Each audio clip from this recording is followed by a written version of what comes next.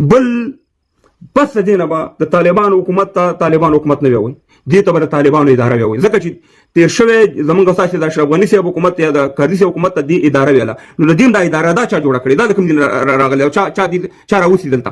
بل چې د ملي بیرغ په باره کې زه خو تاسو سره وعده کوم، قسم په خدای چې زما سکه دویم خلاف شي چې زه د کور نه وباسم، چې ملي بیرغ، ملي سرود او د جنکو د مکتبونو په باره کې ما سره څوک نه ودرېږي، والله چې سکه ورور مې شي برو بخیر دې خپل کار وکړي.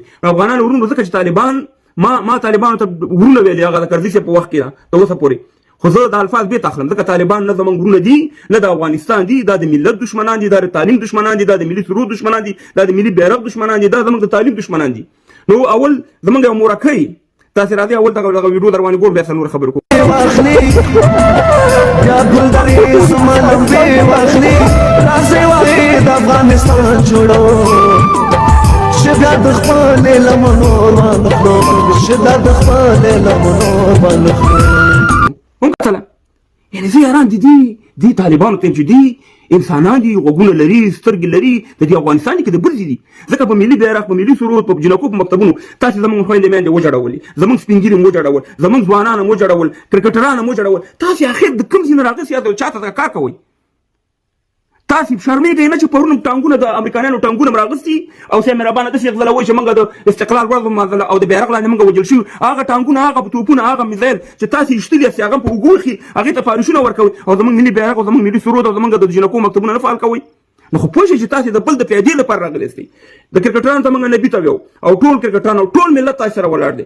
قسم په خدای دی چې ملي بیرغ، ملي سرود او د جنکو مکتبونه ونه مني چې دا د طالبانو اداره موږ هېڅکله ونه منو. او دا یاد ساتئ که په کومه ورځ خدای نه خواسته دې د کرکټ ګراونډ ته د طالبانو د تنظیم بیرغ راښکته شو او ستاسې په سینو ولګېدو، په هغه ورځ به موږ ټول افغانان کرکټ ته خدای پاماني وو، نه ولا کې موږ کرکټ وګورو، نه موږ ولا کې ګراونډ درشو او نه ولا کې تاسو سپورټ کوو، ځکه زموږ درې رنګه ملي بیرغ چې دی سره کرښه ده. نو په دې باندې به افغانان ورونو د دې مورکۍ جړه چې ده دا یوازې د دې مورکۍ جړه نه ده، زموږ ټول افغانانو خویندو میندو جړه ده. او انشاءالله موږ به د دې مور د جړه لپاره خپله مبارزه، د درې رنګه ملي بیرغ لپاره خپله مبارزه جاري ساتو. دا د ټولو افغانانو مور ده چې دلته په دې میدان کې کرکټ ګروپ کې ولاړه ده او جاړي او دې پردیفالو ته دا وایي چې موږ ته ملي بیرغ راکړه، موږ ته ملي سرود راکړه. تاسې ته نور څوک چغې وایي؟ د اسمانه درته خلک چغې وایي، الله د اسمانه درته چغې وویل شي چې تاسې د افغانانو ته دغه ورکړئ، خو تاسې راغلي یاستئ د دې ملت د بربادۍ دپاره.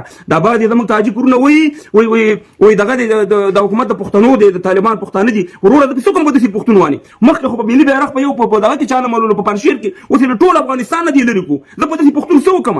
داسې پښتون څه وکړم؟ دا پښتون خو زما د تعلیم، زما د ځوانانو دښمن دی، زما د پښتنو دښمن دی. تعلیم یې رانه واغوتو، ملي بیرغ یې رانه واغوتو، ملي سرود یې رانه واغوتو، اول دښمني خو ما سره د دې پښتون که ته ورته وایې چې دا پښتون ستا دی، نو دا زموږ هېڅکله نه دی، دا یو اداره ده او دا راغلې د تبعیض د بربادۍ دپاره ده.